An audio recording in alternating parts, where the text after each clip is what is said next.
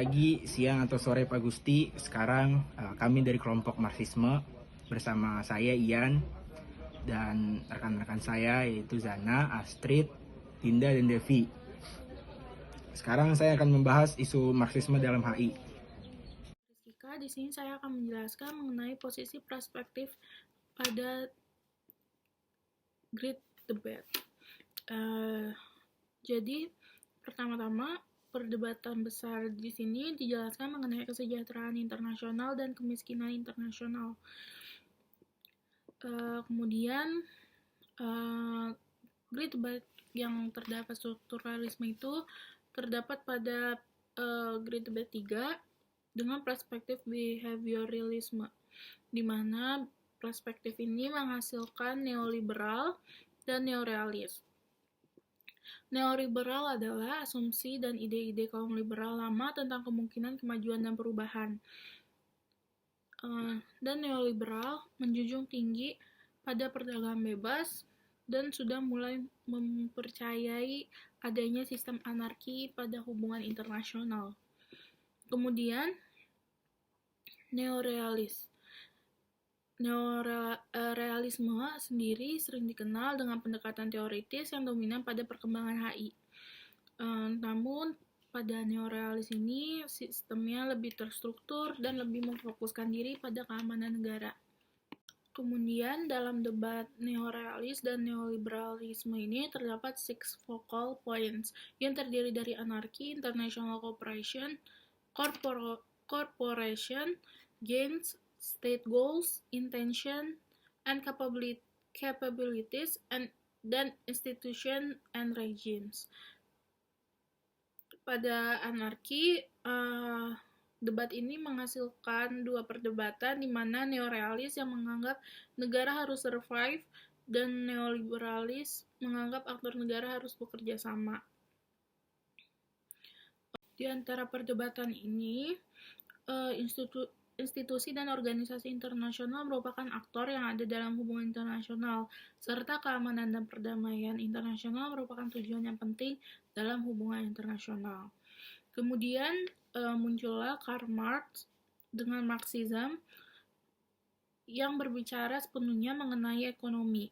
Jadi dapat disimpulkan bahwa neomarxisme atau strukturalisme sebagai bentuk perkembangan dari Marxisme termasuk dalam Great Debate ketiga, di mana neomarxisme memiliki pahaman yang bertolak belakang dengan neoliberalis dan neorealis. Dengan masuknya neorealisme ke dalam perkembangan dari hubungan internasional tersebut, kemudian menyebabkan Marxisme hingga kini menjadi teori yang tidak dapat diragukan lagi dalam kontribusinya terhadap hubungan internasional. Teori Marxisme dan neo-Marxisme menolak pandangan realis ataupun liberal tentang konflik atau kerjasama negara, tetapi sebaliknya berfokus pada aspek ekonomi dan materi. Hal ini yang kemudian menjadikan neo-Marxisme dapat menggoyahkan eksistensi dari neoliberalisme dan neorealisme pada pertengahan abad ke-20. Debat antara tiga paham ini berfokus terhadap IPE atau International Political Economy yang berlangsung antara negara inti, negara dunia ketiga, dan negara dunia kedua. Meski tidak terdapat pemenang secara jelas dalam debat ketiga ini, sumbangsi neo-Marxisme dalam hubungan internasional dan interaksi antar negara pasca debat tersebut adalah timbulnya banyak kesadaran terhadap pentingnya sebuah kesetaraan antar negara-negara di dunia sehingga tidak terdapat pihak-pihak yang diuntungkan di atas pihak yang dirugikan. Selanjutnya, saya akan membahas mengenai asumsi-asumsi dasar perspektif. Yang pertama, secara natural, sifat manusia bersifat materialistis. Dalam hal ini, manusia hidup untuk mengejar materi. Yang kedua, adanya dominasi atau eksploitasi oleh kaum borjuis terhadap kaum proletar, di mana kaum borjuis sebagai pemilik modal, sedangkan kaum proletar merupakan pihak pekerja yang tidak memiliki modal, yang hanya dijadikan sebagai kekuatan kerja untuk dijual kepada kaum borjuis. Disinilah terjadinya kesenjangan sosial. Yang ketiga, aktor utama dalam hubungan internasional adalah kelas kapitalis, di mana terdapat pembagian kelas-kelas.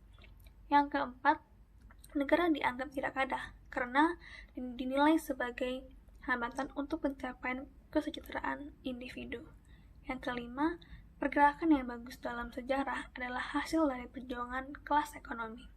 Yang keenam, negara dan koersif institusi seperti polisi dan pengadilan ataupun yang lainnya merupakan agensi dari kapitalisme yang berkuasa. Selanjutnya, di sini saya akan menjelaskan mengenai beberapa tokoh dalam strukturalis Marxis beserta ide dan pandangannya. Yang pertama adalah Karl Marx. Karl Marx merupakan pencetus awal perspektif Marxisme yang berisi tentang kritiknya terhadap kapitalisme. Marx memandang manusia sebagai makhluk yang sangat materialistik. Selain itu, Marx juga memandang bahwa perkembangan ekonomi adalah faktor utama penggerak sejarah, yang berarti perkembangan hingga saat ini merupakan bentuk keberhasilan dari para pemegang modal yang berhasil bertahan. Marx juga meyakini bahwa kekuasaan politik adalah alat kekuasaan ekonomi. Begitu pula dalam hal sosial dan budaya, semua berlandaskan pada perspektif yang materialistik. Maka dari itu, Marx memandang bahwa perekonomian merupakan ladang eksploitasi manusia akibat adanya perbedaan kelas antara kaum borjuis dan kaum proletar.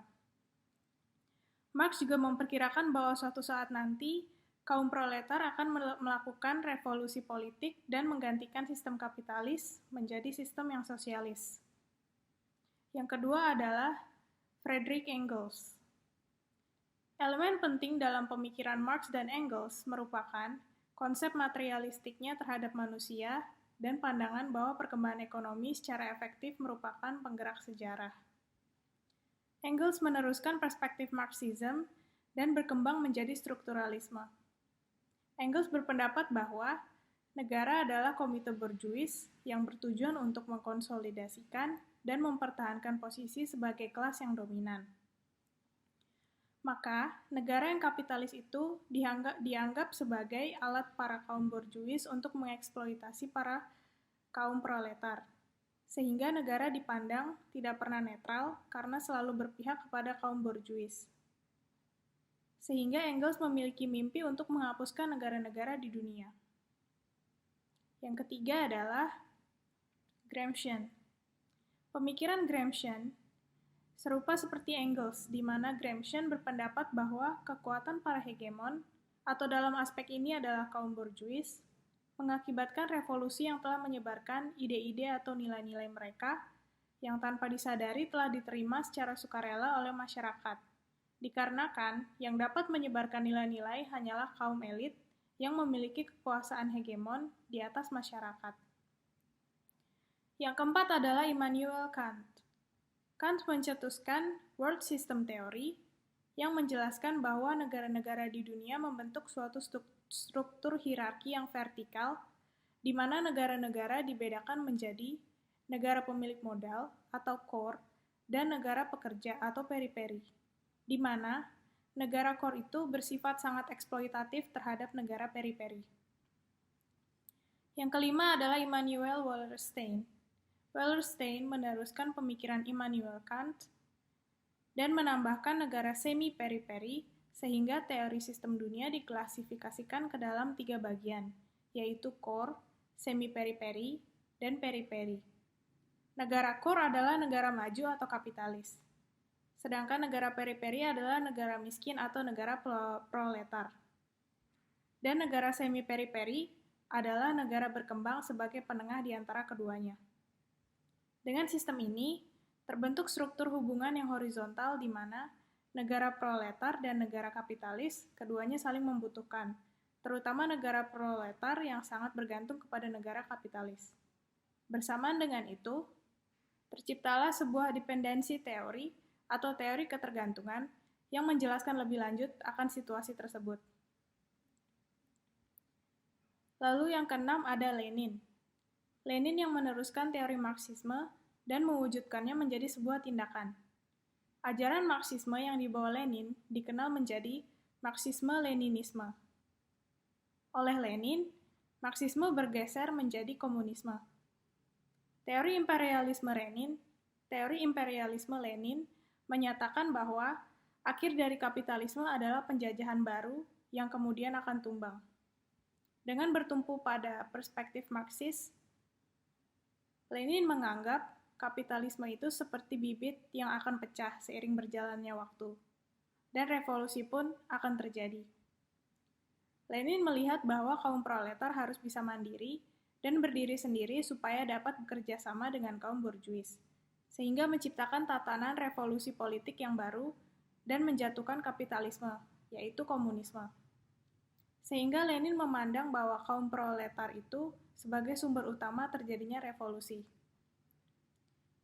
Kemudian yang terakhir ada Louis Althusser. Manusia dalam Das Kapital telah tergeser dari pusatnya, di mana manusia merupakan produk yang dikuasai oleh struktur-struktur sosioekonomi yang berasal dari luar dirinya. Saya Stripka dan kali ini saya akan menjelaskan varian dari teori Marxis. Teori Marxis ini dikemukakan sebagai bentuk kritik atau kontra terhadap paham kapitalisme. Paham Marxis ini lebih berfokus pada pendekatan ekonomi dan kelas-kelas sosial. Kelas-kelas sosial yang dimaksud adalah kaum borjuis dan kaum proletar. Adanya kelas-kelas sosial ini menyebabkan kesenjangan. Dan kesenjangan tersebut, kaum borjuis jauh lebih diuntungkan. Sehingga teori ini berpendapat bahwa kesenjangan ini dapat berakhir jika kaum buruh atau proletar berani memberontak dan menggantikan sistem kapitalisme dengan sosialis, di mana seluruh individu atau anggota masyarakat itu setara. Pemikiran Marx ini menjadi inspirasi bagi beberapa gerakan-gerakan revolusi, seperti revolusi berdirinya imperium yang disebut dengan Uni Soviet. Namun seiring berjalannya waktu, paham Marxisme dan komunisme itu mulai diabaikan dalam hubungan internasional akibat runtuhnya Uni Soviet pada 1990. Pada saat itu, ideologi kapitalisme dan liberalisme lah yang memenangkan Perang Dingin. Namun, gagasan-gagasan awal Marx masih digunakan sebagai landasan dalam penjelasan interaksi negara dan kaitannya dengan eksploitasi dan ketidaksetaraan. Gagasan-gagasan awal Marx ini diadalami kembali dan menghasilkan pandangan baru yang disebut dengan neo-Marxisme. Neo-Marxisme merupakan teori yang tidak jauh berbeda dengan Marxisme. Perbedaannya hanya terletak pada pembagian kelas sosial. Asumsi dasar dari teori neo-Marxisme ini adalah pembagian kelas dalam sistem internasional yang berdasarkan dengan World System Theory, di mana negara dibagi tiga, yaitu core, semi-periferi, dan periferi. Pembagian ini merupakan dampak dari Perang Dunia Kedua, di mana pasca perang terdapat banyak negara baru yang kekuatannya masih sangat jauh dari negara-negara yang sudah ada sejak Perang Dunia Pertama. Negara core atau negara inti merupakan negara-negara yang dikelompokkan karena negara sudah terbentuk sebelum terjadinya Perang Dunia Pertama. Negara semi-periferi atau negara dunia kedua adalah negara yang muncul pasca Perang Dunia Pertama. Dan negara periferi atau negara dunia ketiga adalah negara yang muncul pasca Perang Dunia Kedua. Neo-Marxisme juga menyatakan bahwa di dunia ini terdapat teori ketergantungan atau dependensi teori, yaitu suatu teori yang mengkritisi ketergantungan negara-negara yang termasuk negara dunia ketiga atau periferi terhadap negara-negara maju atau negara besar pemilik modal dan teknologi yang dikenal dengan core. Negara core bertindak sebagai borjuis dan negara periferi sebagai proletar.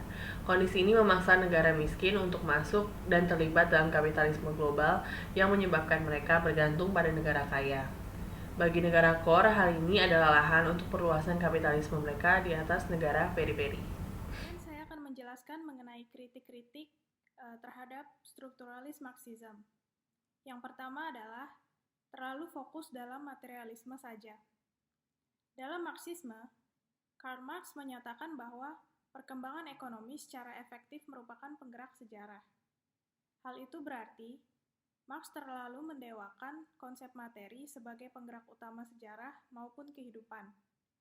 Marx juga meyakini bahwa kekuasaan politik adalah alat untuk kepentingan fungsi ekonomi saja. Tidak terkecuali dalam hal sosial maupun budaya, semua berlandaskan pada perspektif yang materialistik. Nyatanya, materi bukanlah satu-satunya pedoman manusia dalam hidup. Segala sesuatu tidak selalu tentang materi. Tidak semua hal dapat disangkut pautkan dengan landasan dasar materi. Seperti misalnya ide-ide, nilai, norma, dan adat yang terbentuk dan dianut oleh masyarakat tercipta dari pola kebiasaan dan kepercayaan, bukan dari pengaruh materi. Yang kedua adalah terlalu memandang suatu hal dengan sebelah mata. Marx memandang kapitalis hanya menciptakan kehancuran dan eksploitasi kelas. Namun, pernyataan ini tidak sepenuhnya benar. Nyatanya, kapitalisme mampu mendistribusikan kekayaan dan memunculkan inovasi-inovasi baru di masyarakat.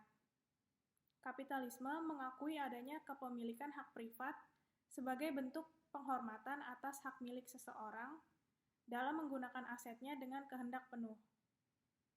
Kompetisi dan persaingan yang diciptakan oleh kapitalisme justru menjadi cambukan yang mampu menciptakan masyarakat yang mau bekerja keras, terus berkembang, dan menjadi pribadi yang lebih baik. Kritik yang ketiga adalah ide kesejahteraan yang tidak rasional. Jika dilihat dari kenyataan, pandangan Marxisme terhadap adanya kesetaraan sangat sulit untuk dicapai. Hal itu diperkuat dengan melihat adanya ketergantungan antara kelas proletar dan kelas borjuis. Maka dari itu, diperlukan perbedaan peran sehingga masyarakat dapat saling melengkapi. Maka, disitulah keteraturan akan tercapai. Menurut Marx, kapitalisme tidak dapat menciptakan kesejahteraan dengan merata karena terdapat ketidakadilan antara kaum borjuis dan kaum proletar.